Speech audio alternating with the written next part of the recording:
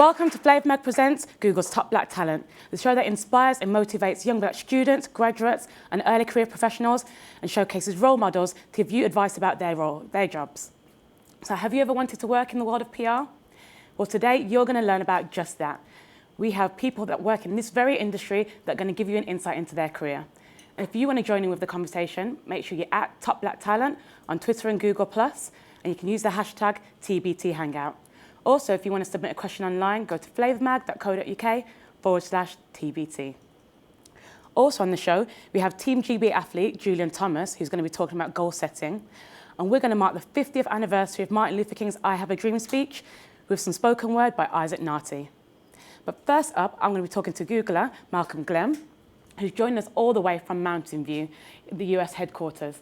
So how are you, Malcom? I'm doing well. How are you? Fantastic. So tell us about your role at Google. Absolutely. So I work on the internal communications team, and I do something called executive communications. And in short, our goal is to communicate on behalf of our senior executives to the rest of the company. So we are sort of the pulse of Googlers. We make sure that Googlers understand the strategy of our leaders. They understand why we're doing the things we're doing, the ideology behind some of our most amazing products, some of our values, and they really get a sense of why Google is Google and what makes this place such an amazing place to work. Sounds exciting. I mean, how did you get that job? So I have a background in communications, a background somewhat in PR. I worked at a couple of communications jobs before I came to Google, and I wanted to really go to some place that I knew was going to have an amazing impact. And so I used my communication skills, I used my background in communications to look for an opportunity at a place that I thought was really going to change the world. And I think Google is that place. And so I found a combination of a place, a company that is really intent on making the world a better place for its users. And I found a role that really takes into account my experience with communications, writing, and PR. So it's really a great fit. That's awesome. And so I hear you went to Harvard. I mean, what did you study? What brought you to this career path? That's a great question. So I actually studied history at Harvard, but my real passion was the newspaper. I was the president of the Harvard Crimson, our student daily newspaper. And that's what really, I think, cemented my love for writing, my love for communicating, my love for journalism. And so I used that to do a couple of roles in journalism. I did some communications work after school. And again, it led me to a place like Google that had the impact that it does, but it also allowed me to do some of the things that I really cultivated while I was in college doing journalism and writing. And so I think what really got me into this is my ability to work on a newspaper, work with my peers and collaborate on work that's very much related to a career in PR or a career in communications or something like that. And what qualities do you think somebody needs to kind of get your kind of role at Google? I think there are a whole host of qualities. I think you need to be really sort of persistent.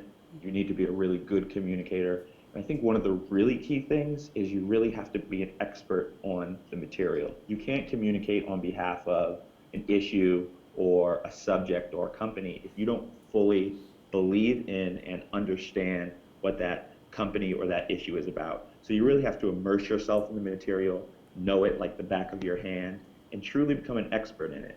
Because when you're talking to other people on behalf of something, you have to know it just as well as the people who are making the products or the people who are working on the issue. And if you do, it really translates to the people you're talking to. Fantastic. Well, don't go anywhere, Malcolm. We're going to come back to you in a bit, but we're also going to get some of the UK PR professionals that are here in the studio up on stage. So I'd like to introduce you to Randall Bryan, Vanessa Armadi, and Elijah Lowell.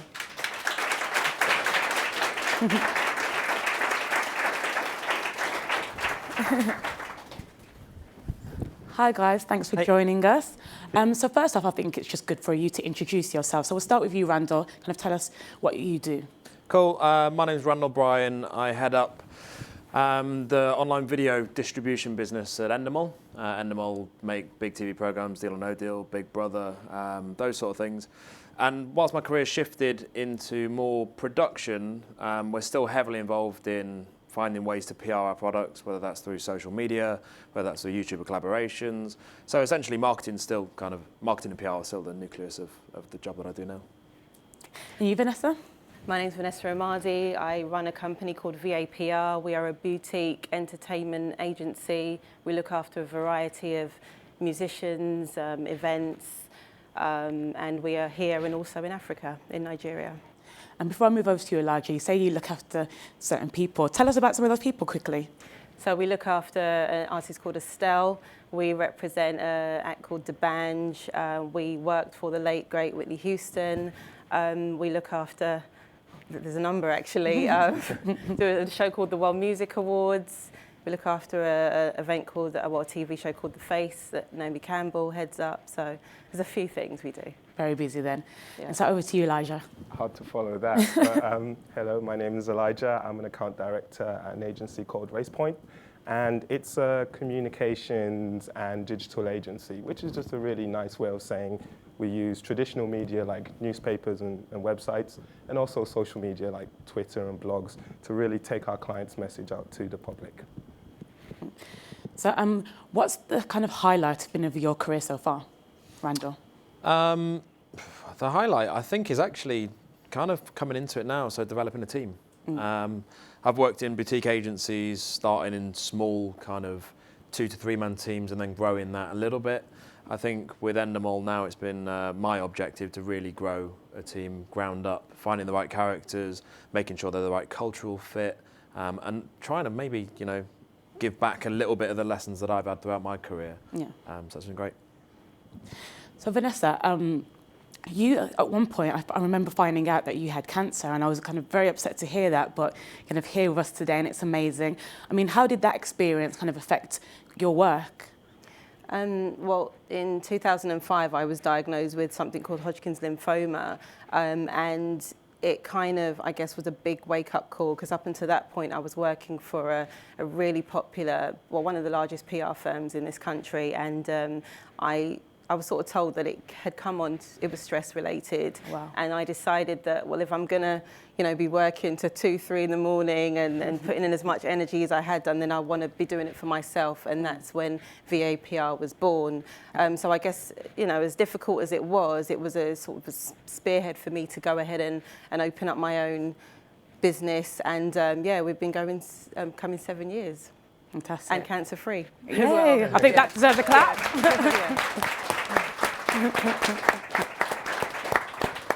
So Elijah, I mean, your work's a bit different than you. I mean, your clients, are they more kind of techie focused? So, I mean, what's a typical day like for you? I'm an account director, so a typical day for me is liaising with all my teams, and our agency, fortunately, is global. So when I get in first thing in the morning, is checking in with the guys in China and Taiwan, just looking over reports and getting the updates from them. And then on a day-to-day basis as well, with my own teams in the UK, having team meetings, outlining what we're going to do for the day, speaking to clients, and then in the afternoon I have the pleasure to speak to our American cousins. So a lot of project management, but every so often I like to pick up the phone and speak to some journalists as well. And what about you, Malcolm? I mean, what's a typical working day like for you over there at Google? It really depends. Google is a pretty remarkable place to work. It's very different than a whole host of other companies that people have probably worked at. But it really sort of depends on the day. A lot of it is working with senior executives to figure out what they want to talk about, figure out what the sort of message is on a certain product or on a certain issue that's going on internally, really figuring out kind of what values we want to talk about for that given day. We're often putting together sort of company-wide presentations, company-wide memos that go out to all Googlers around the world, and really trying to capture a voice that translates to everyone. We're a global company. We have offices in more than 30 countries, and so you really have to capture a voice and a tenor that makes sense for everyone who works at Google. Fantastic. And I think it's time that we take a question from the audience. Hi, my name is Josie, and my question is, what's the best and the worst thing about working in PR? I think I'm going to direct that towards Vanessa. Well, the best thing is, for me, is job satisfaction. Being able to, I guess, have a product and it ends up in the media space that you're aiming to, whether it's newspaper, TV, or on radio, to have that translate. And in my case, maybe you have some chart success with that product, or you get that product on the front page of a magazine, something like that. That's always a great achievement. And I guess the worst thing is long hours, really long hours, and not being able to see your family and friends. And not being able to make arrangements, and then you've got to cancel it all because there's a crisis, a client's done something, and you have to go and deal with that. So, yeah, I'd say that's best and worst for me. Fantastic. Thank you, Josie. So the beauty of doing Hangouts is we can take live questions online through our form on flavourmag.co.uk/TBT. So we have some questions here from you guys at home. So I'm going to ask one. So this is from Sophia. And Sophia said, who inspired you whilst growing up and made decisions about your career choices? So, Randall? Hi, Sophia. Are you watching, hopefully? I would use my dad as an example of learning how not to do exactly what he did. But he's a great guy, so I can't really criticise him. I think that mine was a mentor that I had when I was in agency side, and he gave me the opportunity to really develop rapidly. So it was like a belief.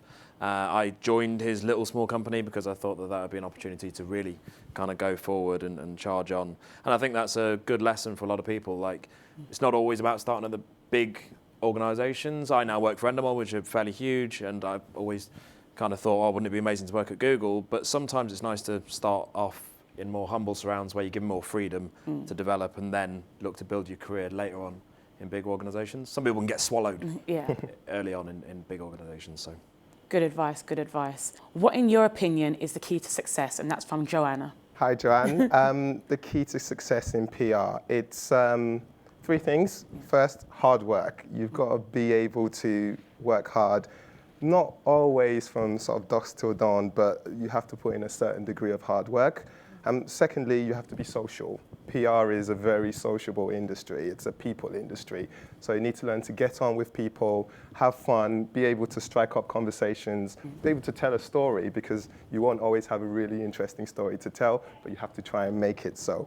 And thirdly, be creative. Have that little extra spark, that thing that's going to sort of lift you above the rest and make people, recruiters, journalists, influencers, just to help them take notice. I would say those are the three key things you need.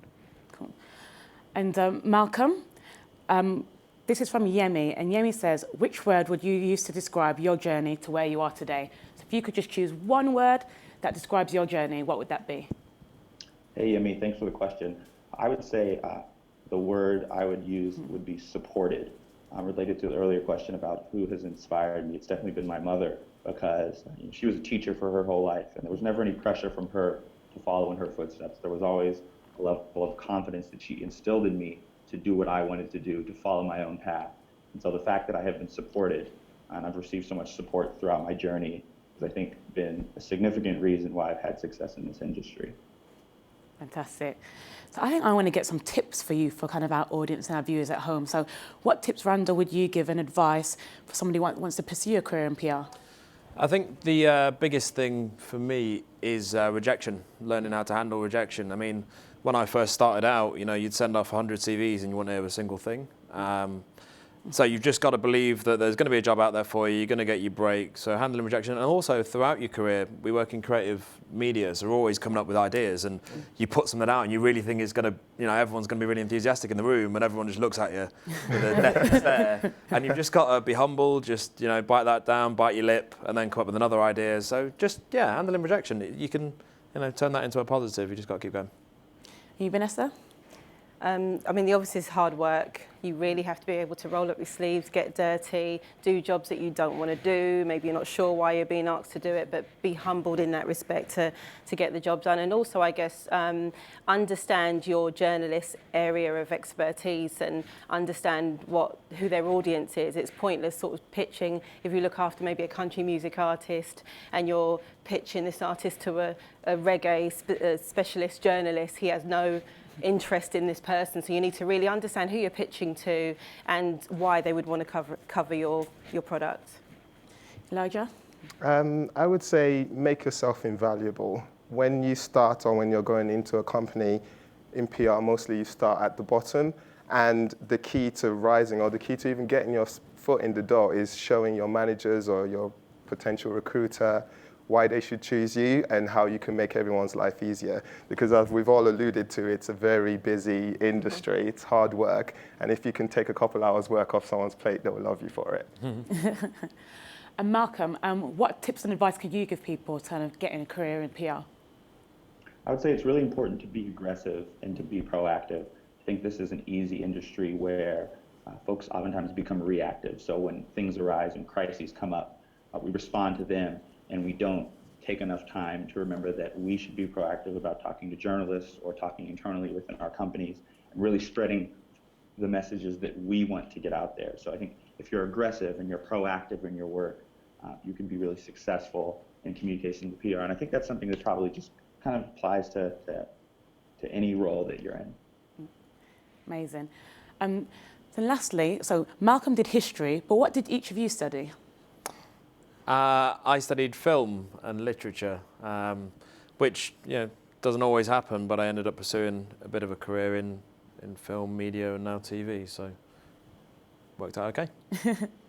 Computer science, so nothing to do with what I do now. Nothing at all. And so how did you make that transition? I mean, I guess the short version is that when I was doing my A-levels, I was doing a communications course, and a part of that we did some work experience at the BBC, and I did work experience at Top of the Pops at the time, and there was at the time it was a new show, the Mobo Awards, and the lady that runs it, Kanye King, was in the office, and I just approached her for work experience, and she suggested I should do PR. Can I just add to that as a kind of in the middle of recruitment as well? It doesn't really matter what you've done. Your CV is informative, but I want to meet you and find out what kind of makes you tick and how enthusiastic you are. And if you just want to have a break in the industry and you can get that across in an interview, it doesn't matter what you necessarily studied. Right. So, and then one day in the actual industry itself will teach you more than 3 years at university. Absolutely, so, yeah. It's a different kettle of fish when you're inside. And lastly, you, Elijah, what did you study? I studied law, and after that I went to law school, and you can probably go, why did he go from law into PR? But actually some of the skills, well, mostly all of the skills are transferable. You're dealing with clients, you're dealing with heavy workloads, you have to advise, you have to look at a problem and think what's the best way to solve it. And so, yeah, it was quite easy to transfer. And as you alluded to, it's also, you have to take a little bit of the rejection on the chin. So when I was applying, I applied to every PR firm in London. And fortunately, I heard that quite quickly, but after a few rejections from other people as well. Thank you, guys. Your talk has been very insightful. So it just goes to show you don't have to do kind of PR, communications, or journalism to have a successful career in PR. So thank you for joining us in the studio. Malcolm, thank you for joining us via Hangout. I know it's very early for you, so it's been really appreciated. We've loved your words. So we're going to say bye-bye to you now. So now it's time to learn about goals and how you can set them. So I'm going to bring to the stage Julian Thomas, who's a motivational speaker, personal trainer, and Team GB international sprinter, who's taken time out of training for 2016 in Rio to come and join us today.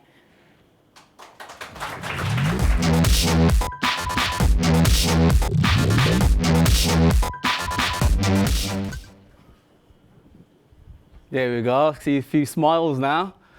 A few faces looked a bit gloomy earlier. Some screw faces, but it's good to see some smiles on your face. All right. My name is Julian Thomas. I'm an international athlete and I'm a personal trainer. So before I even get into the ins and outs, I want a little bit of energy. All right, so let's make some noise, man. Let's make some noise. Come on. Woo, woo, woo, woo. Yes. Getting charged. All right.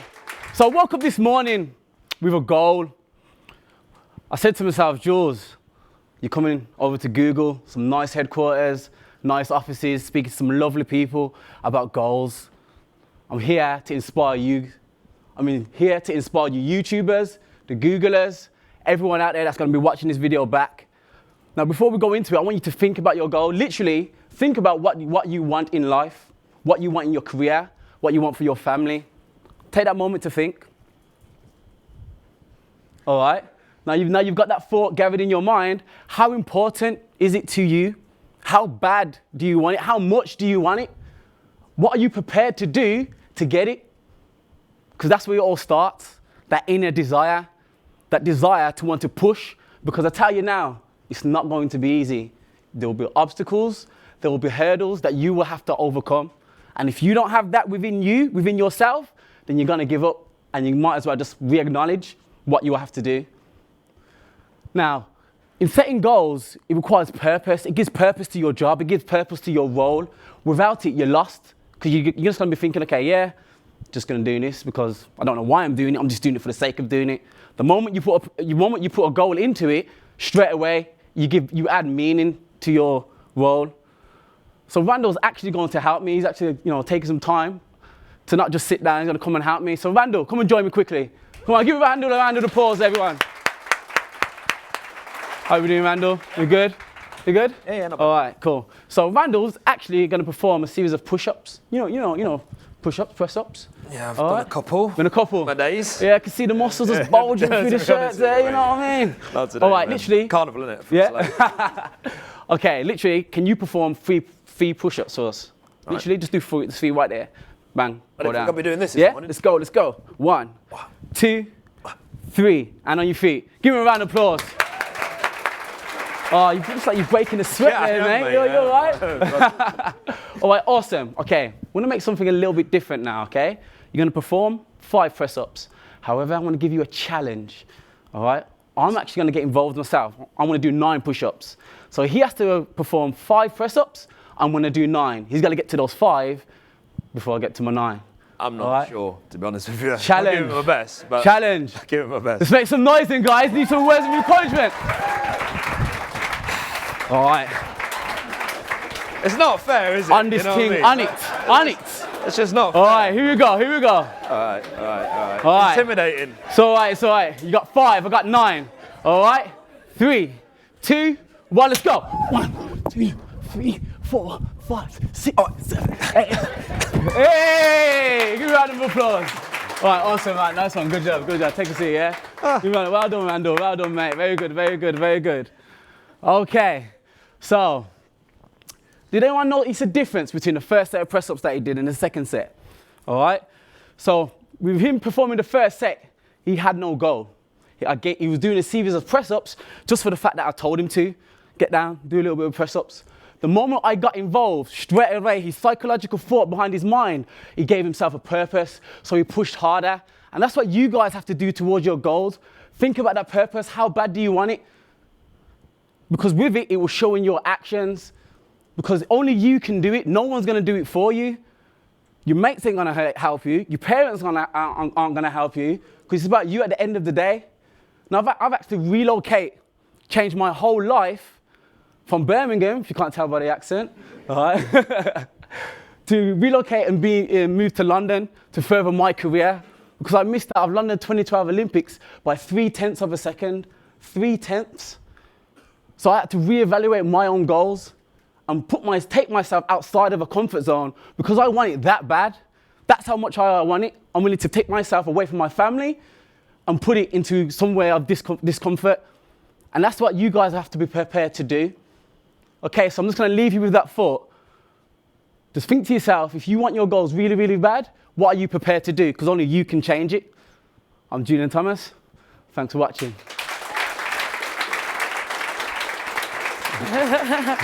Fantastic, Julian. Thank you. So tell me, what is the hardest goal you've set yourself? So the hardest goal was certainly London 2012. Yeah. In 2008, I had a very, very serious injury, and I literally had 4 years to get myself out of hospital and train for the London Olympic trials, which I didn't get, but yeah. Yeah. So how's training going for Rio 2016? Training's going really, really well. Readjusting to a new life and being really focused and just concentrating on what I need to do to achieve it. Fantastic. Well, it's been lovely having you here. Thank you for joining us. Okay. Thank you. Take care. So we're in for a treat now because we're going to have a performance from spoken word artist Isaac Nati, who's here to celebrate the 50th anniversary of Martin Luther King's I Have a Dream speech. Now, King's inspiring and poetic language was used during this speech, so we're pleased to showcase this through poetry. And if you want to hear the full speech, make sure you go to Top Black Talent's Google Plus page and watch it. But here's the clip from it now. Freedom and justice, I have a dream that my 4 little children will one day live in a nation where they will not be judged by the color of their skin, but by the content of their character. I have a dream today.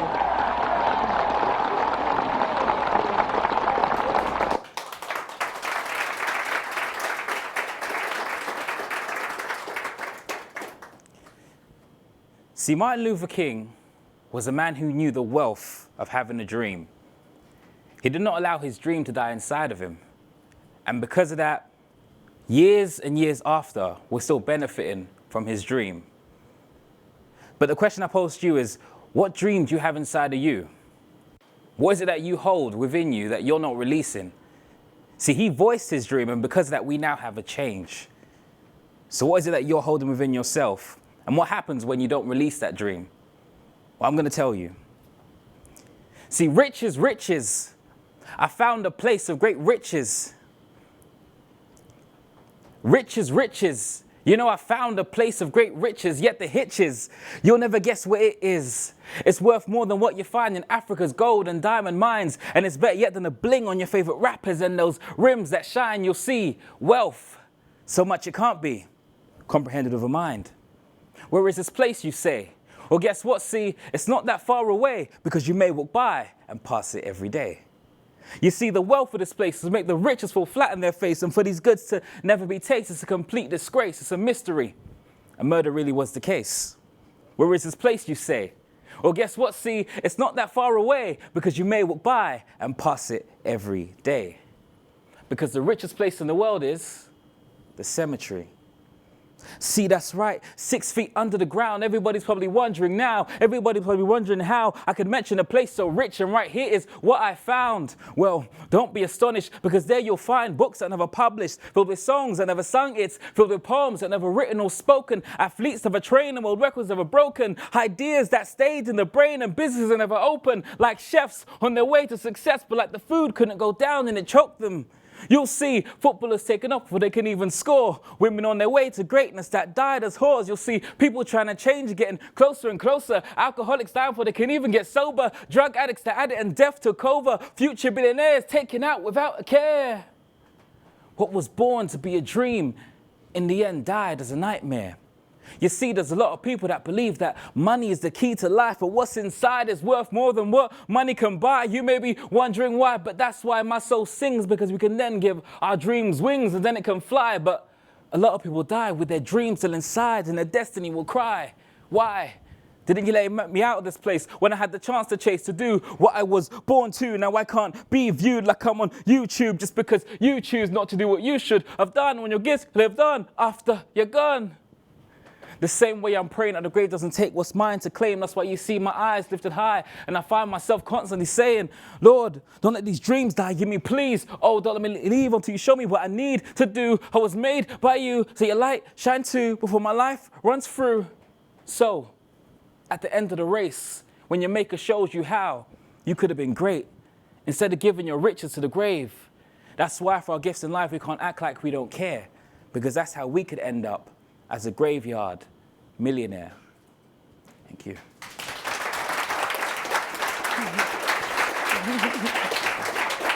Thank you, Isaac. So tell us, how has Martin Luther King inspired you?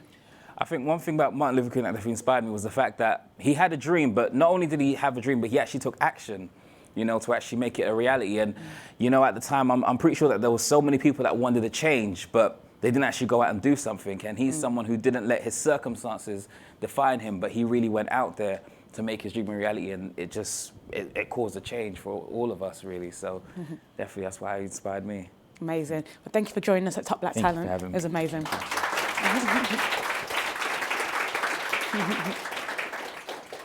Well, I really loved Isaac's poem, and 50 years on, I'm still inspired by Martin Luther King.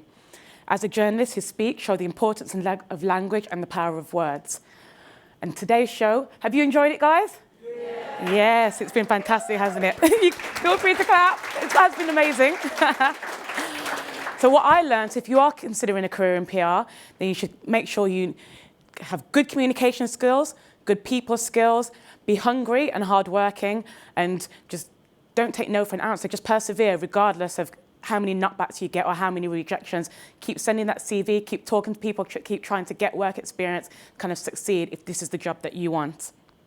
So let us know your thoughts about this. Hit us up on Google Plus or Twitter. Remember, @TopBlackTalent, #TBT Hangout, and we can join in with the conversation about today's show. And also, make sure you join us at flavourmag.co.uk/TBT. for if you want to join our mailing list, because you can hear about job opportunities, internship opportunities, scholarships, and how you can get a career at Google. So that's what happens if you join that mailing list. So don't delay, tell your friends and tell them to tell their friends. So if you want to be in the audience next time as well, that is on the same link. So thank you for joining us. You guys at home were amazing. You guys in the studio are amazing. Give yourselves a round of applause. And our guests, they were fantastic too. So thank you all for joining us, and I hope to see you next time.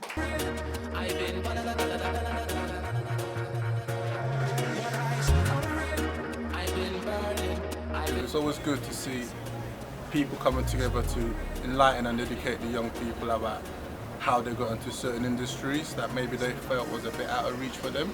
I thought it was really inspirational, and I think I really appreciated the way they were so honest with us as well. They didn't give us this like fake story of how it works. They gave us the reality, and I really appreciated that. I thought Top Black Talent Today was actually great, and I liked the way I was seeing different ages, age groups coming together to learn about the industry. So I thought that was a good thing.